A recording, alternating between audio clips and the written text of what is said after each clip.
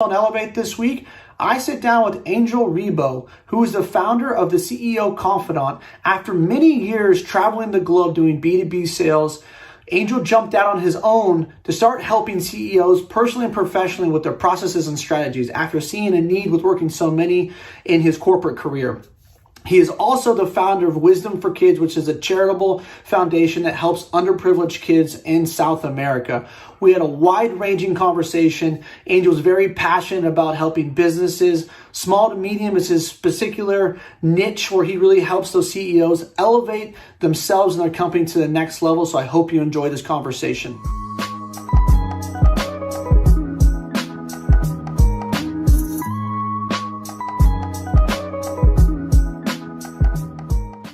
All right, I've got Angel Ribo on Grind.Sell.Elevate. Angel, how are you? I'm extremely well. Thank you for having me here, and thank you to everybody listening, Tyzer. Yeah, absolutely. Man, you've got a ton of experience in a lot of different areas. You've lived in a lot of places. You speak 5 languages, very impressive. Come from one of my favorite cities in the world. I've been to Barcelona, but I don't want to be the spoiler. I want you to give a little context and background about who you are and what you do, and kind of how you got to where you're at. Yeah, thank you. I would say that one of the questions I've asked myself throughout my entire life has been a very simple question, which actually it was the question I decided to make the motto for 2020. It has only 2 words, and it's why not? Why not? So throughout my entire life, I was the son of, a family of 4, like lower middle class in Spain, blah, blah, blah. But my mom and dad said, you have to learn foreign languages. You have to learn French and you have to learn English. So after high school, I was able to fluently speak English and French and go to any country speaking those languages and being able to defend myself, right? So that started definitely, that defined myself. So fast forward, I ended up here in Plano, Texas, north of Dallas.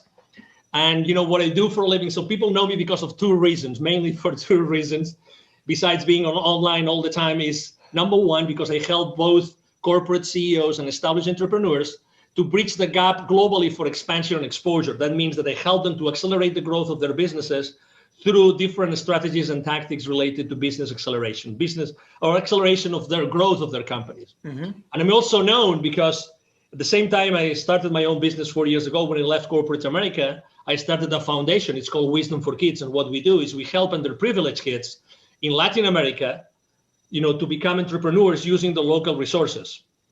And that I started because I lived in Latin America for many years. So I saw the poverty there. And I said, hey, if I'm not doing it, who's going to do it?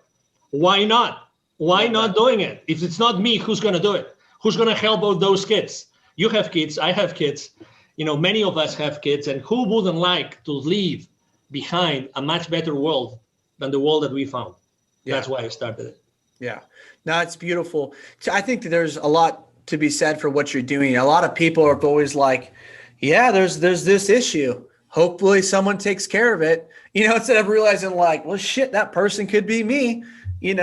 I could step up. I wanted to get your take. I know you're from Spain. We just talked about you live here in the States. So why Latin America? I mean, there's lots of places in the world, right, that have poverty. People don't get right education, right type of food, water. So why there? Yeah. Number 1 is because I was working for an American company in London. And I was sent to Boston to take a sales boot camp in 2001. And I was reading a book, literally. A friend of mine in London gave me a book, and I was reading that book. It's called The Celestine's Prophecy. If you have not read it, it's a powerful book, The Celestine Prophecy by James Redfield. And I finished reading the book after a few days of vacation I took after my sales boot camp. And at that time, I was in Latin America in vacation after that sales boot camp. And I said, oh my God, there must be a reason why this amazing, beautiful book that I've enjoyed so much to read, I'm reading it in Latin America. So I think I have to come here. So I went back to London. I asked my managers, can you please send me to one of your offices in Latin America? Could you send me to one of your offices? Obviously, being a Spaniard, there's this cultural affinity between Latin America and Spain. So I ended up working in Mexico. Only after three months later, I was already in Mexico City, running the company office there in Mexico City. And doing business with Central America and Mexico.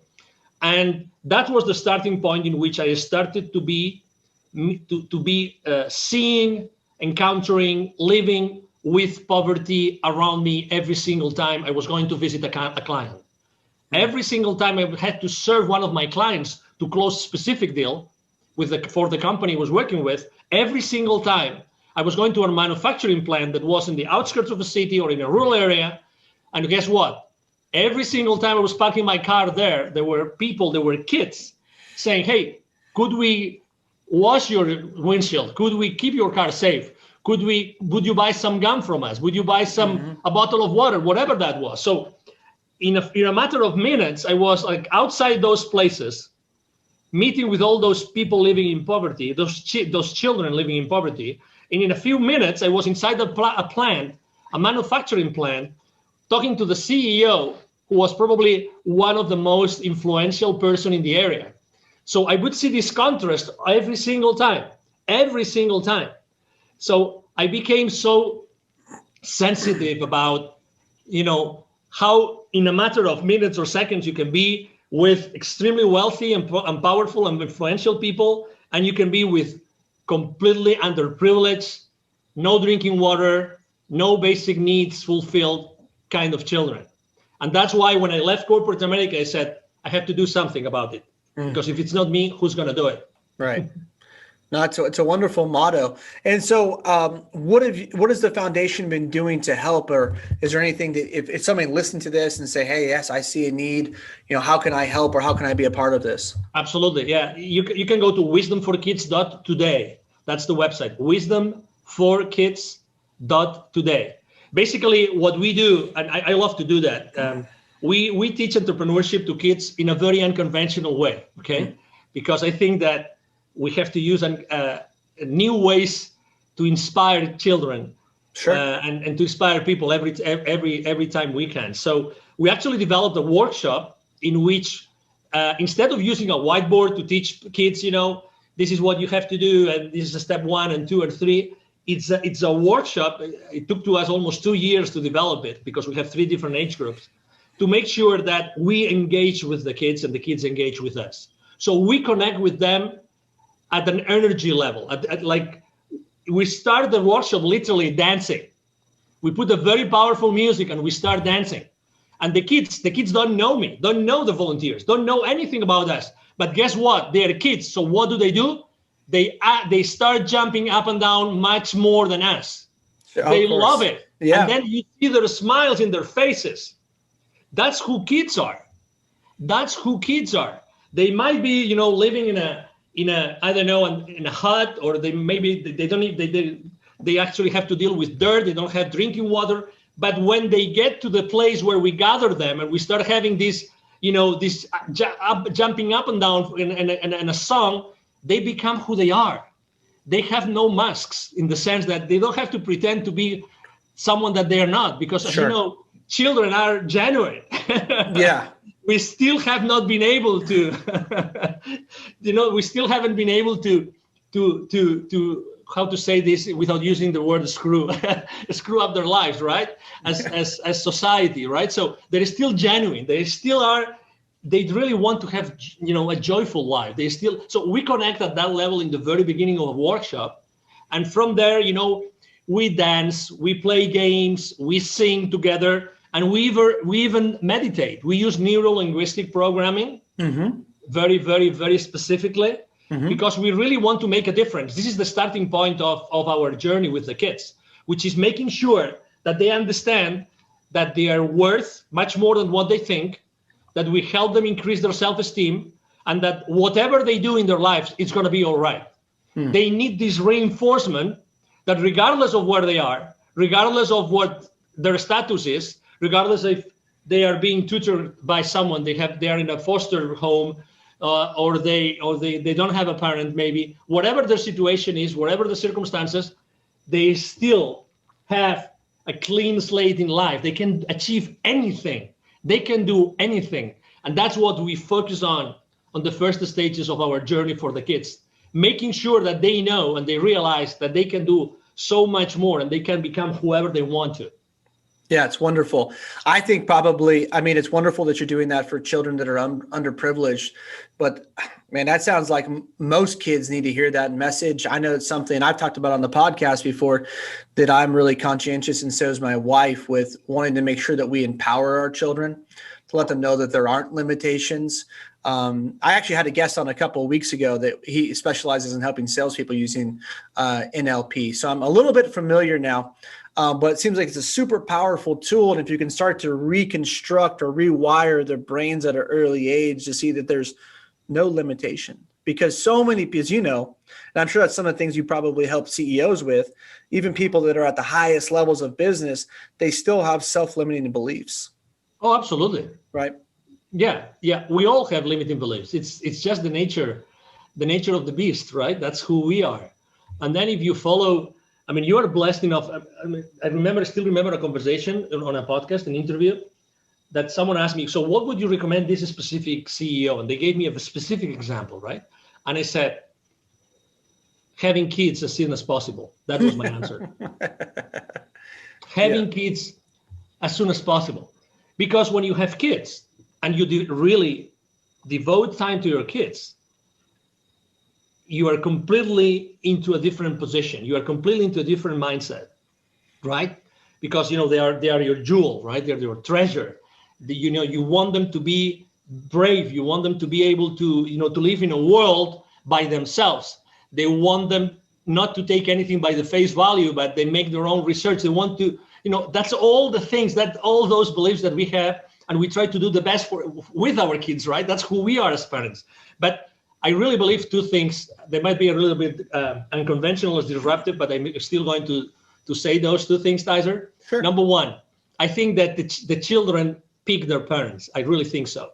Okay. I think that kids pick their parents. And second, I think that also the parents have to learn a lot of lessons from the kids that we have. Yep. I really think so. So I think it's a two-way street. Mm-hmm. I really think it's a two-way street. So when we have in front of us the responsibility and the duty of raising kids, we actually have to think about so many things, and we have to sacrifice so many things, and we have to think out of the box. So how am I going to support my kids in a way in which they feel loved and secure, but at the same time, I don't want them to say yes to everything. I don't want to take anything and say yes because someone else said it. No, I want you to take your own decisions. I don't want you to go down the route of drugs. I don't want you to. It's up to you. You decide what the route is that you want to take in your life. I want you to be happy, right? But you have to decide what happy is for you. So all those things, oh my God, we are mentoring our kids and we don't have a manual. No. Right? And we don't, if we ever lived before, we don't remember whatever the experience was if we lived before in another incarnation, whatever it is, the beliefs that everybody has. So what I'm trying to say is that, okay, we loved our partners, we had kids with them, right? But now we have the real thing here, which is kids that have to be raised the best possible way, right? The best possible way. So I believe that this is just an example of very obvious, and that's why it's so important to really live close by. And that's one of the reasons I left corporate America, to make sure that I was with my kids and I was able to spend a lot of time with my kids and learn from them, really literally learn from them, and not tell them that you have to do this and this and this, but, learn from them and being able to just live the life with them, just be on every single circumstance that life brings to us to learn together. That's what we have to do. And right now, as you know, this year has been extremely challenging for the families as a whole, right? For the kids and going back to school and all these things, have been complicated, but still, we are there to be their example. We are there to lead them. That's why it's so important. Yes, so to your question, absolutely. We all have limiting beliefs, no matter where we are. And you don't know the circumstances behind a CEO being a CEO of a large corporation. You don't know how he reached that place or she reached that place, right? We don't know how they did it. Obviously, they all have limiting beliefs. And most of them actually, obviously, they look for help, and they will look for an outside pair of eyes that can help them in their journey, whatever their journey is. Right. And so that's where you come in as the CEO Confidant, right? To try to help to reconstruct, help them to grow their business, grow their skill set, grow their minds. So basically, you're a CEO coach. Now, do you see a common? I like this analogy of looking at or the constructs. I just read the book Outliers by Malcolm Gladwell. I'm not sure if you've read that, but fantastic book. And do you see a common thread or theme among CEOs of companies? Is it there's something that the way that they were raised, or that they have, because I think it's Welsh, right? Like, how do you get to run a huge company like that? It's the questions that they ask themselves. It's the questions. I mean, no doubt about it. It's the questions. It's like, how do you, instead of asking what if, it's how do I, or how can we? Okay, so the first thing would be, how do I? How can I do this? How can I do this? Instead of can I do this, is how can I do it? So it's like the why not attitude. It's like, I really, if I really want to provide this product or this service, with this product or this service to a particular audience, how can I do that in a unique way that it just had the idea of serving with, So how do I do it?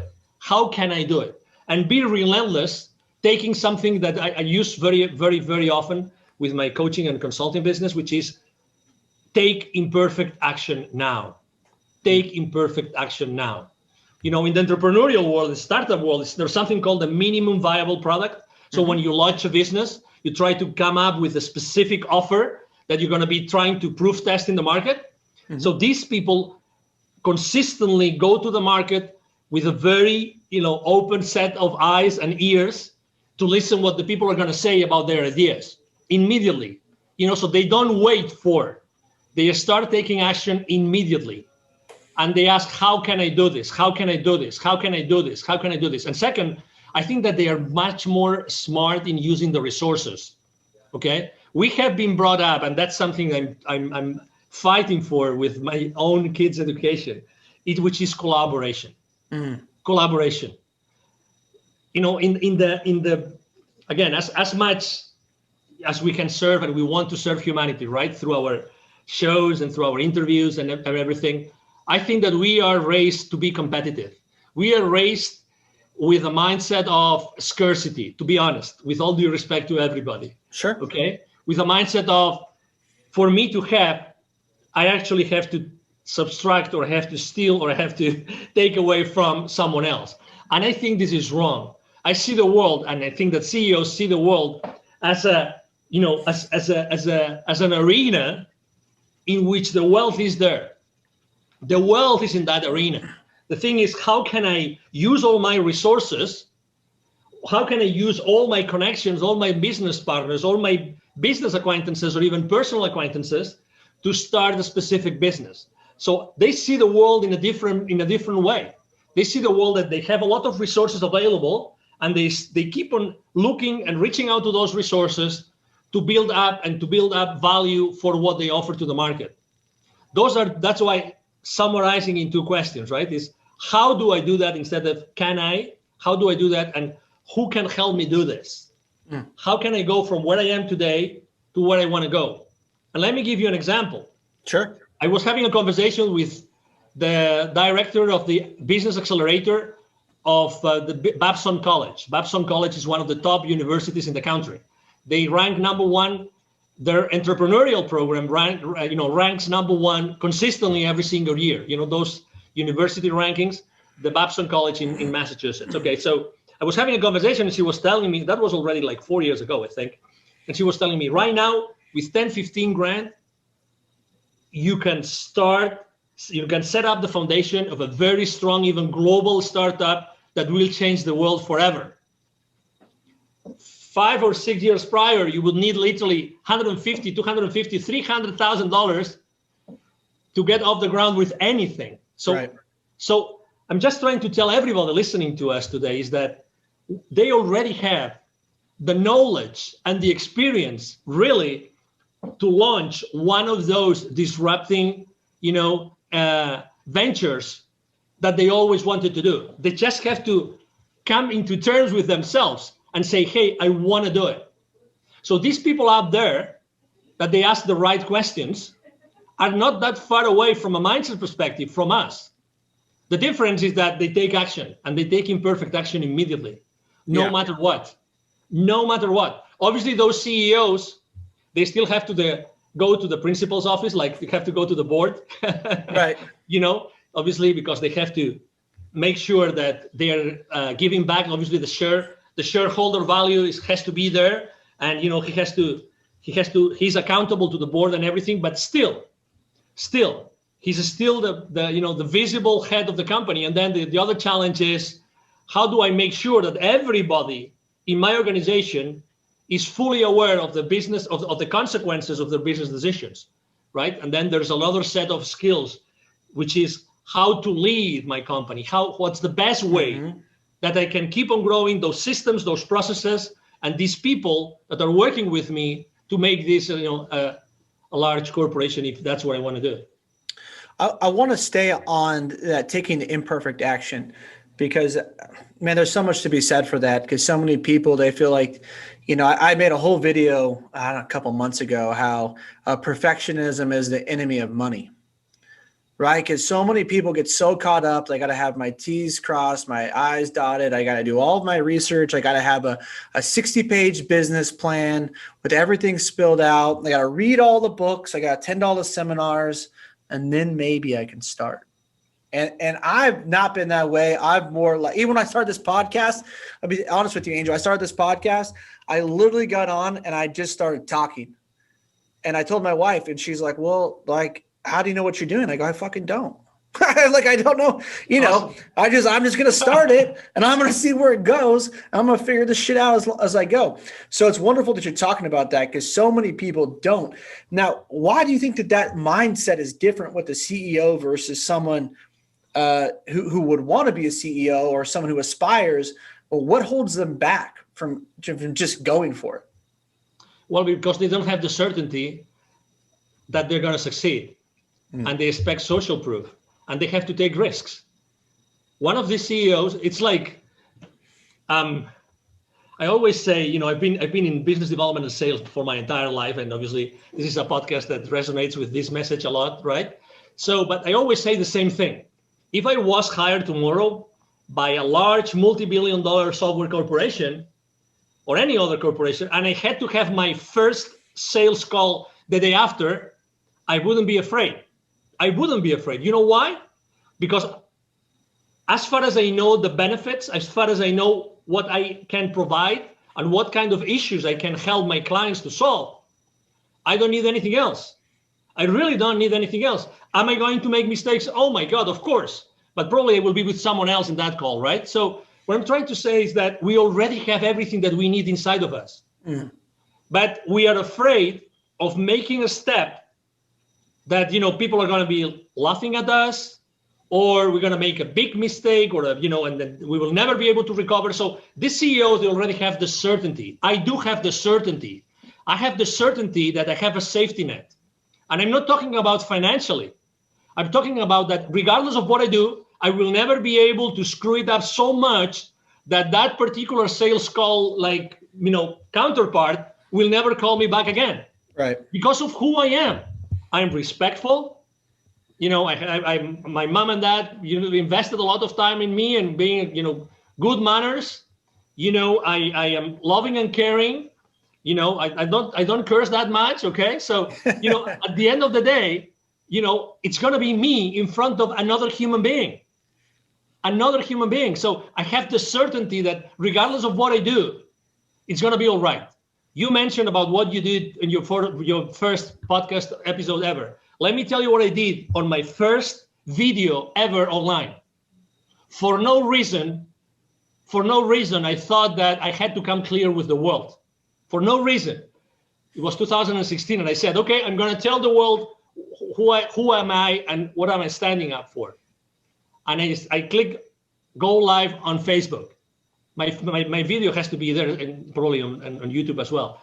And I just explained who I was, what I was doing, and why I had founded, Wisdom for Kids, blah, blah, blah.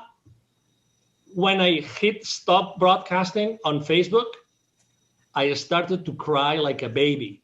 Oh. Like a baby. Like, oh my God, what a stress. thousands of people, well, I mean, it was pretty pretentious, right? Thousands of people are going to watch this video. It's out there. Anybody can see, and they will see this crazy guy out of the blue saying all those things that made no sense because it was my first video ever, you name it. But it was my first video ever, and I will never forget it. And I just like came into terms with my own life, my new life of entrepreneur, so it was kind of, a trauma in some sense, right? But also it was like a relief. Sure. That's probably why I cried. I probably cried of relief of saying, oh, I've done it, right? So it's just, we have been taught security is number one. Don't take any risks. Play safe. Yep. Play safe. If you knew, that's a wonderful question that probably you have asked, or you have heard you have asked yourself, or you have heard other people asking themselves is, if you knew that it's impossible for you to fail, what would you do today? Right. What would you do today? So as far as you are in peace with that, then there's nothing that you can fail on. Not honestly. No, I totally agree. I'm going to read this to you. I haven't done this before, but I called one of my friends called me last night, and he's about 10 years younger than me. Awesome. And we were chatting, and I sent him this, he's doing financially, he's doing very well. He's got 6 figures in cash saved. He's killing at his job. And he called me, he goes, hey, my dad told me this, my friends are telling me this, and I feel like I'm not doing well enough. And, this is kind of where I'm at. And so I texted him this morning. I said, hey, I'm super proud of you. Incredible. You've saved X amount.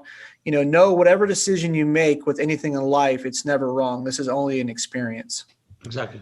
That was my message to him. I think that a lot of people need to hear that like, you can't fuck it up. No, you can't. You know what I mean? No. So like the idea you have, execute. Exactly.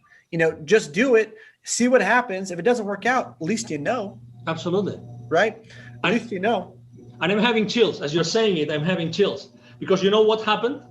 I did even worse. After shooting my first video ever on YouTube, on Facebook, you know what I did?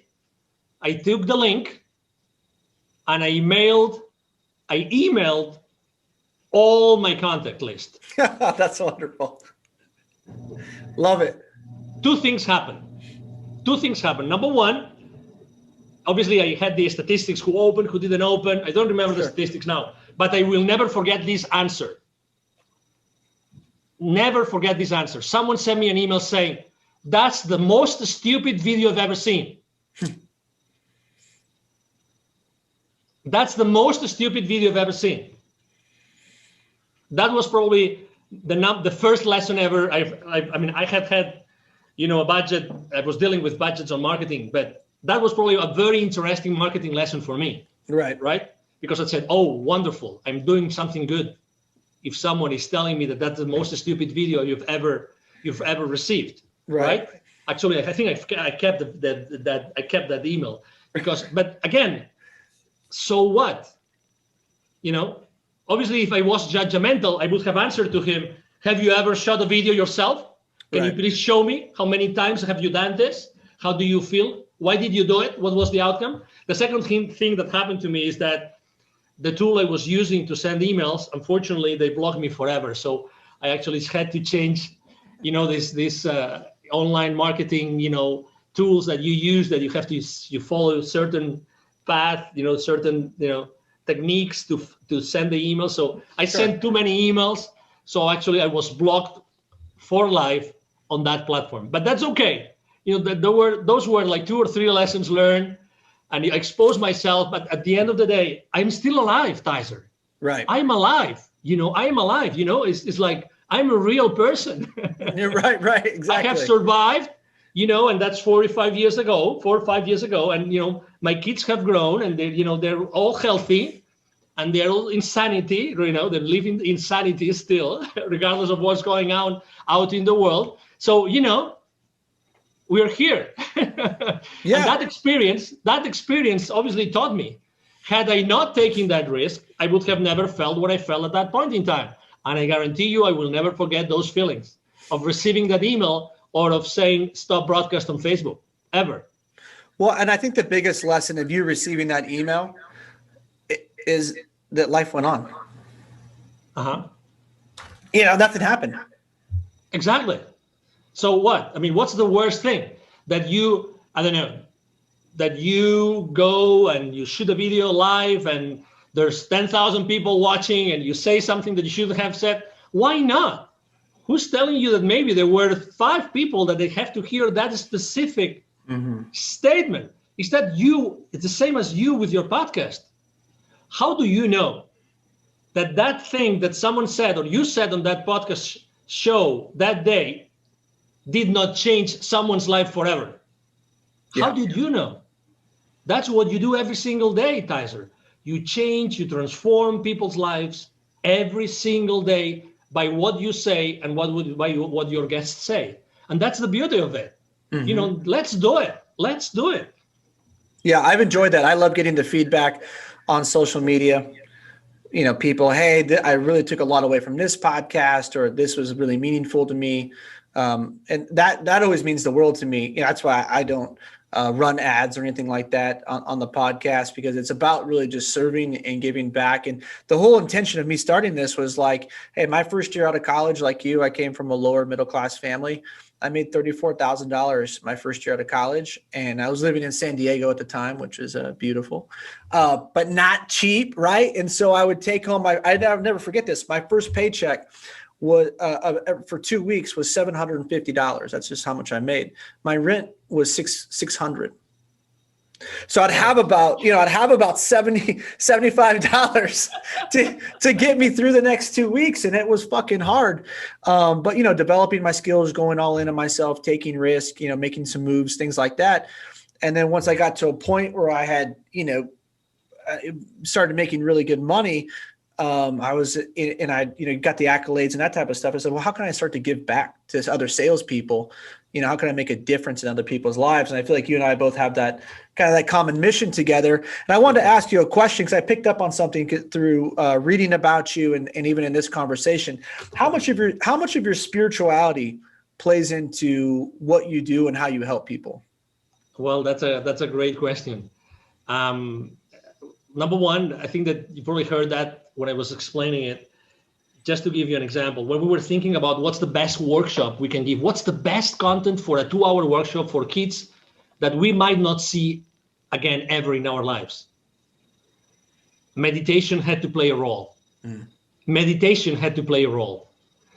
So we actually, inside those 2 hours, we have a 20-minute meditation. And that's the most powerful part of the entire 2-hour workshop, is the 20-minute meditation. It's a 20-minute meditation. So that's answering your question. So spirituality plays a key role, because I think that the answers to everything that we want to do or we think we can do is inside of us.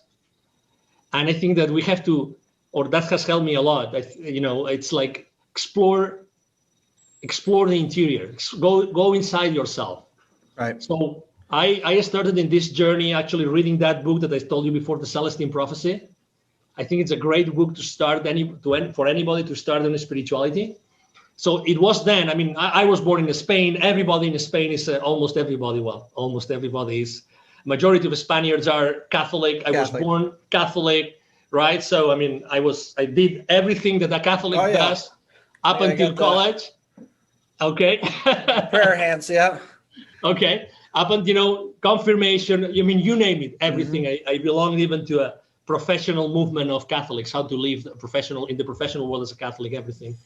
But then, you started to realize that one thing is what you think is good and what you think you should do for this world. And another thing is what some institutions, unfortunately, or some people in representing some institutions have done. So what I ended up saying is, okay, so I have been blessed of being exposed to Catholicism and to learning all this, and that gave me a path that helped me to go for the first years in my life.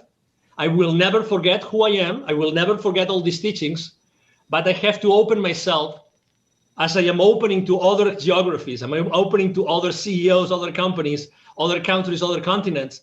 I have to open to other avenues of knowledge. And that's how I started to, go inside other ways of thinking from a spiritual perspective. So spirituality plays a very important role in my life, very important role. I believe that, it's like sales, we haven't talked about this, but I see myself like sales have a very, literally sales have a very important ingredient, very important spiritual ingredient and an energy related ingredient. I always say that sales is just an exchange of energy. And the way I see generating wealth is the exact same thing. Generating wealth or generating business is the exact same thing. I think it's spiritually based because we are spiritual beings. You mentioned experience, right? I mean, you've probably heard this too before. I think we are spiritual beings having a physical experience, right? Totally agree. Exactly, and probably, some people think that we have had many spiritual experiences or many physical experiences, right? Mm-hmm. And I became extremely sensitive about the spiritualism when a TV network in Spain hired me to expand their business internationally by doing interviews, interestingly enough. And their target audience was people open for different avenues of spiritualism. So I started to interview people in the spiritual world. And when you start interviewing people in the spiritual world, you suddenly start being curious and asking yourself more questions. One of the series I remember the most was I did a series, I think it was 12 different episodes, interviewing people that had near-death experiences. Okay, so for someone like me, business-oriented, Catholic, computer engineer is my master's degree, okay? So I'm kind of very ground to earth. Imagine start being curious about all those things, asking questions, okay, so tell me your experience, right? Tell me your near-death experience. Well, I mean, after 12 people, I guarantee you there will be some questions that you will start asking yourself, right? And you will start looking for answers.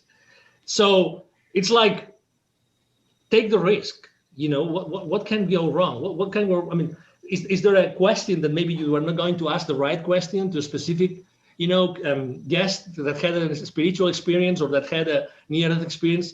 Nothing can go really wrong. Just be there, listen. That's something that we have in common, the hosts, right? We listen a lot. So we know exactly what to ask next, right? We listen, but we really listen. We actively listen. So I was doing that, and that all those different interviews, I even was blessed with interviewing, famous people like Les Brown or some Hollywood celebrity and everything. But at the end of the day, you realize we're all human beings. We're all human beings. It doesn't matter if you run a $3 billion corporation or if you are, the front desk, person on the most, smallest business office of that large corporation. It doesn't matter. We're all human beings. We all want to be happy. We all want to raise a family or build some wealth. At the end of the day, we all want the same thing. We're not so different. Yeah, no, I totally agree. And it's great you put it in perspective like that. What a wonderful experience that must have been, getting to interview all those people. That's fascinating. I grew up Catholic as well, Irish Catholic. And so, but my mom's a Reiki master. And she was someone I grew up watching meditate every day. And so I first got exposed to reincarnation and whatnot when I was, 14, 15, started, going and listening to mediums. So I was always been super open-minded, and I love that about my mom, was just like, hey, take what you like and leave the rest. Right. That's what you just have to find your own truth and let it resonate within you. But the most important part, doesn't matter what you believe in, as long as you know why you believe in it. And you're open-minded to other people having their own experience, even if it's different from yours. Now that's one of the things I wanted to ask you. So when you're working with the CEOs and you're helping them find maybe some problems within their business or reconstruct their business, do you ever suggest to them, hey, you seem a little stressed out, seem like you got a lot on your plate. Have you ever tried meditating?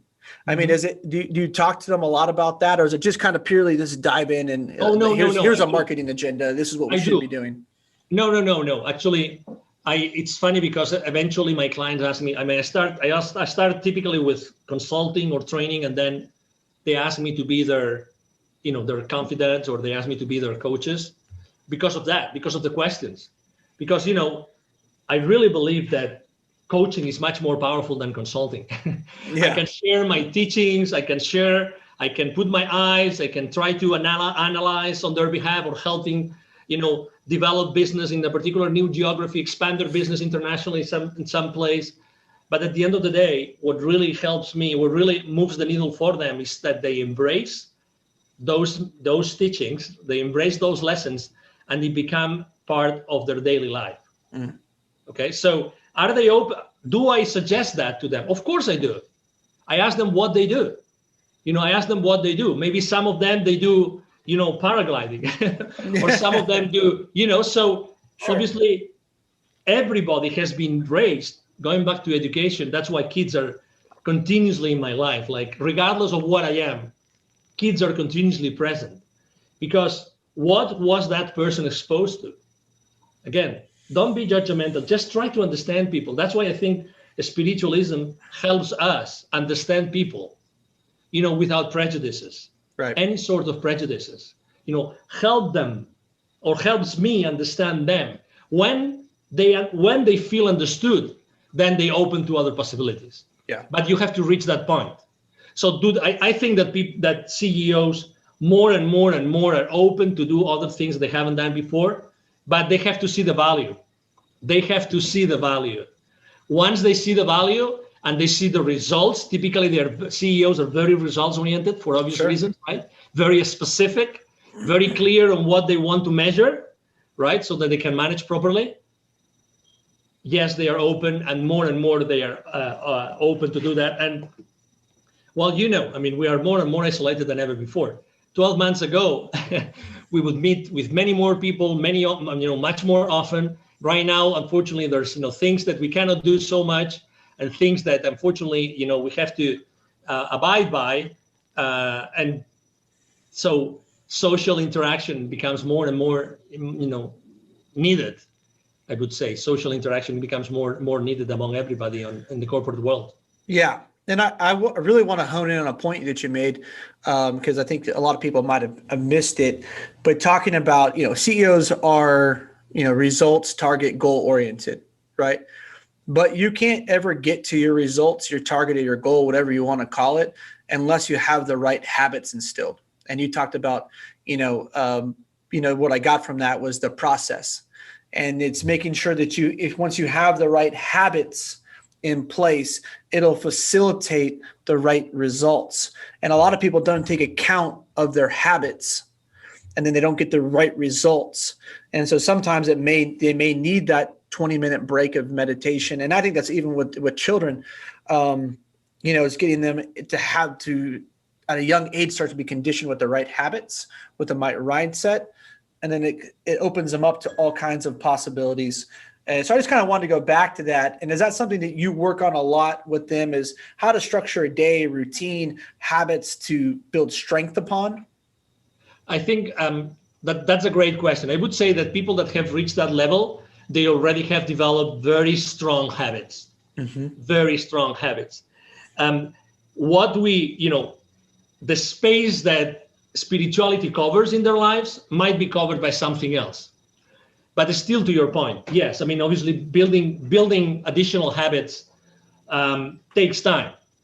What I typically do is, I think that besides the habits, I don't think that's the main blind spot I see in companies, more than the habits of the CEOs, is more, are they measuring the right things?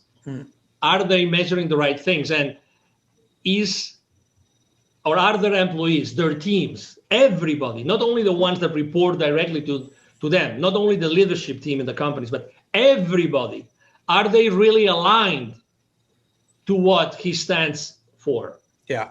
That's the most important thing. Because at the end of the day, as a person, as an individual, as a CEO, that's how much you can do, right? You are one person. So you have to rely on something, and you have to put in place something. So that's why I think that, obviously, I help entrepreneurs, or I help startup CEOs to go to the next level, changing habits. But once you reach certain point, I help them to manage some conflicts which arise in their families, in their, personal lives, etc. But typically I find blind spots more on how to deal with the rest of the company, with their teams, but all their teams. It doesn't matter if it's a 20 employee company or if it's a 5,000 employee company. It doesn't matter. The thing is, how do we all together, we start doing this and we start delivering value to our clients consistently?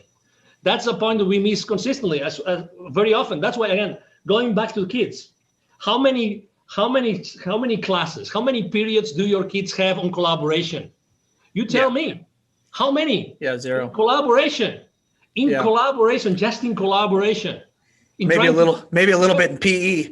That's about it, Exactly. Yeah. Exactly. And you are a coach, right? So you understand the power of synergy, you understand the power of passion, of enthusiasm, of having a manager. How important is a manager to your team?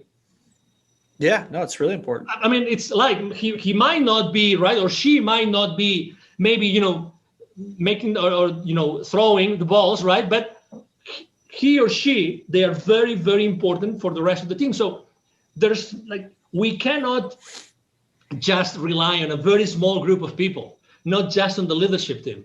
The thing is, how do we make that every single person in the organization fully aware of the consequences, of the impact of their business decisions? And that's typically what I work the most.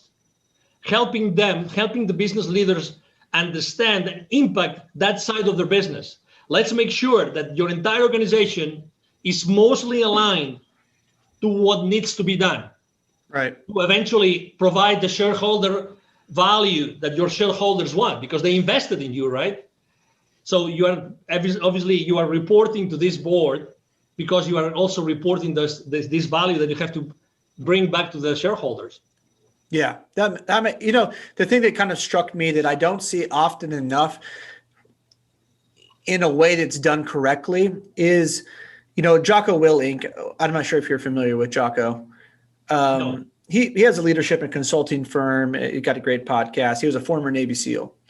And he talks about, so a lot of his experience when it comes to leadership consulting is based around this idea of the military works so well because you have all kinds of different ranks, right?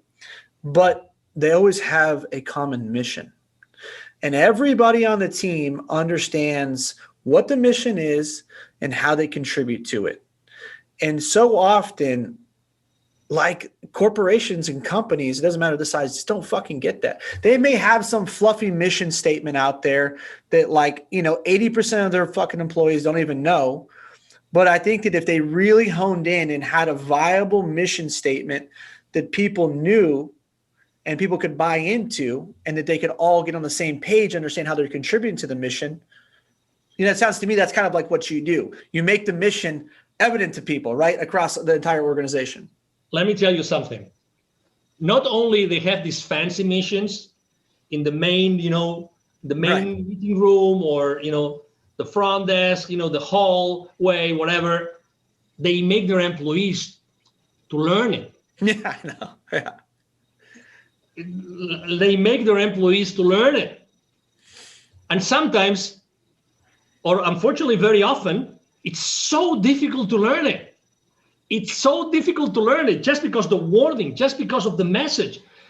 So I really believe that the number one goal of a mission is that it's engaging for the employees. Mm-hmm. Because they are the ones who are going to be delivering the value to the suppliers, the vendors, the business partners and the clients, right? So if a mission is so complicated that people have to memorize it, it's a wrong mission. Oh my God. I remember, I will never forget that company. The mission was so complicated with so many terms. None of the terms was obvious, was evident, was so difficult to learn. And you still, just saying it, just putting it on the first slide of your corporate presentation to your clients, and then the clients would say, "Oh my God, so many these super duper words, fancy, trendy words, Okay, so how does that 30,000 feet, mission help us to have a better business? Right. No client asked me that ever. No potential client asked me that ever. But to be honest, I don't know what I would have answered, to be honest. So that's maybe just a piece of advice. Whenever you drive the process of crafting a nice, a mission statement, please make sure that your employees have a lot to say and they really feel comfortable, and it's easy to memorize. Because if it's easy to memorize, it means that they will be continuously focusing on that mission when dealing with anybody else outside the corporation, not only inside. Right, which is the most important part, right? Because we're all trying to get to the common goal, the common objective, whatever that may be, whatever the mission is. You want everybody driving towards that every single day with intention and empathy and love and thoughtfulness, right? I mean, that's what we're trying to do. Is we're trying to serve the other people. Hopefully, that's what we're trying to do. That's what we're trying to do. Angel, a couple more questions for you. Do you have any success habits or any habits you would recommend to entrepreneurs or salespeople? Things that have helped you become successful? Yeah, we've talked about this before, but it's definitely my mantra, because it makes a big difference, immediate big difference in anybody's business, which is, as I said before, take imperfect action now. That's my mantra. Take imperfect action now. That's the first thing. Hey, if right now you have had to pivot in your business, you have had to reinvent yourself, or you're thinking of doing it, just take a step forward, put some additional value in the market, look for potential clients of yours or friends or whoever, and just start working on that additional value that you want to bring to the market. Take that imperfect action now. Don't be afraid of the consequences. Just do it now. Start interacting with your potential audience. As I said before, I see the world. It's funny that your mom was a Reiki master, right? So I see that the world in terms of energy. For me, everything is energy.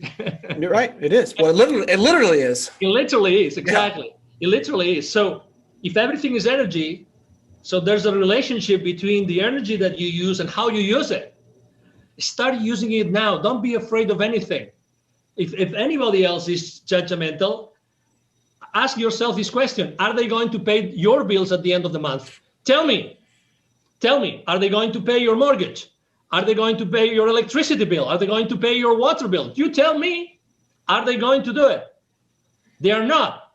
They are not. So keep going, test whatever you have to test. And, I think that is a great time for pivoting right now.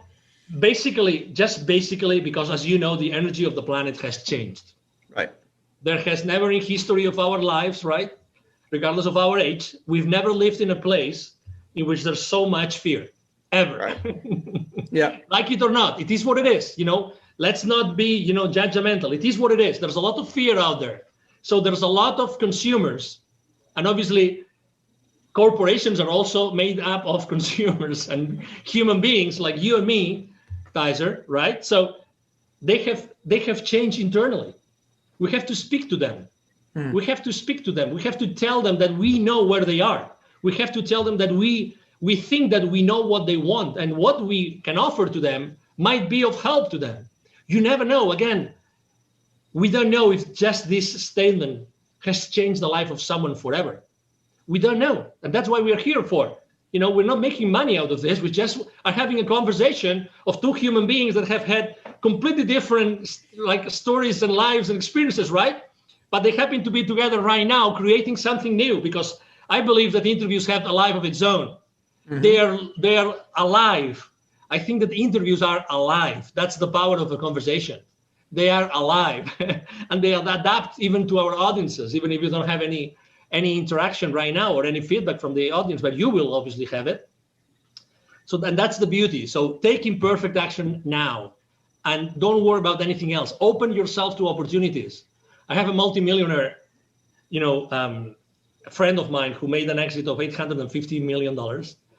And he always says, the most important thing, just thinking about it, right?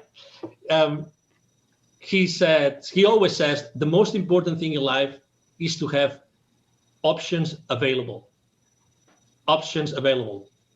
Just think about this and ask yourself, do you have enough options available today? Yes or no? If the answer is no, Do something about it now. Make a phone call. Walk. Ask. Anything. Change the course of your day right now. And you might be changing your life forever. Love it. That's great advice. Last question for you, Angel. Do you have any a book or two that you recommend or that you gift often besides the one you already referenced? Yeah, besides the one that you already referenced, I would like to recommend. There's a book of someone that I really, I mean, it's like the ABC of business. Every single business owner in the world should read this book. It's so obvious, but it's so good. It's called The Baker's Dozen. And the author is Neville Joffe. He's originally from South Africa, but he lives in Canada. And his prior book was actually Climbing the Kilimanjaro. That's the kind of guy he is. Okay. He climbed the Kilimanjaro. So it's about, the Baker's Dozen is about basically the 12 recipes, the 12 business principles that everybody should be aware of to conduct a proper business. So it basically talks about how to become aware of the financial consequences of every single business decision that you take on your business. And that applies to any business. You can be self-employed or you can be a multi-billion-dollar corporation. That's the first book I would recommend. And the second book I would recommend is from actually a gentleman called Dr. Joe Dispenza. Probably you've heard of him, Dr. Joe Dispenza. Yep. Okay, good. So the book called Supernatural. Supernatural. It's an amazing book. I mean, you can get it also on audiobook. Supernatural by Dr. Joe Dispenza. I think that he brings a lot of light about, who we really are, what are limiting beliefs, and the importance of breaking the habit of being yourself. And I think it explains it great. It's a great book. It's a great read. It takes a while, but it's like so eye-opening. So eye-opening. I've been blessed of even attending some of his courses. Oh wow. And events. And what you're going to learn on that book, it's going to blow your mind away, and it's going to help you in your life to understand better who we are as human beings. Good. Wonderful recommendations. I haven't read the first one. I'm familiar with Supernatural. It's my wife actually, she was doing her a yoga certification a couple years ago, and it was part of her class reading. And so she knows I'm into spiritual books, so I end up picking it up. And I've seen many of his interviews on Aubrey Marcus, and I don't know if he's been on Rogan, but he's done the podcast tour, so you can find a lot of his content out there. It's phenomenal. So great recommendations. And Angel, where can people connect with you at? Yeah, thank you. The easiest way is to go and send me an email. I respond to 100% of my emails. So it's very easy. The email address is angel, as in heaven, angel, at angelribo.com. Angel Ribo, Ribo spelled like R-I-B as in boy, O. Angel at angelribo.com. And I'm online, very active online. I also respond to every single message online. I'm very active on LinkedIn. I post every single day, both business related and human potential related. So you can find me there, and it will be a pleasure to, if you want to interact with my content, it will be a blessing. Again, I always respond to everything. So thank you for the opportunity to have all your audience, Tyzer, to connect with me. Yeah, absolutely. I will post all of Angel's contact info in the show notes, so you can reach out to him through email, his site, or on LinkedIn. Sounds like those are great places. I know we chatted a little bit. He's got a great LinkedIn following, and he produces great content like he just mentioned on there. So please do connect with him and absorb his content. Or if you're a CEO and you want to work with Angel, please do that. I know he's helped, literally thousands of people, and his goal is to work with thousands more. Read a little bit about that as well. So some big missions ahead, and I love what you're doing for children. That's something, that mantra this year, save the children, all the stuff that's been happening to them around the world, just in general, that's been exposed. I've donated money to it. So I commend you for what you're doing to help children. Literacy is everything in the world to get them to where they need to be and out of poverty. So thank you. I just want to acknowledge you and say thank you for your work you've done. It's very selfless. And thank you so much for your time today. Absolutely. Thank you for the opportunity, Tyzer, and thank you everyone listening. It's our time is the most scarce. The only scarce resource we have is time. So I value the opportunity to basically to talk to you today and to have a conversation with Tyzer. Thank you so much. Thank you.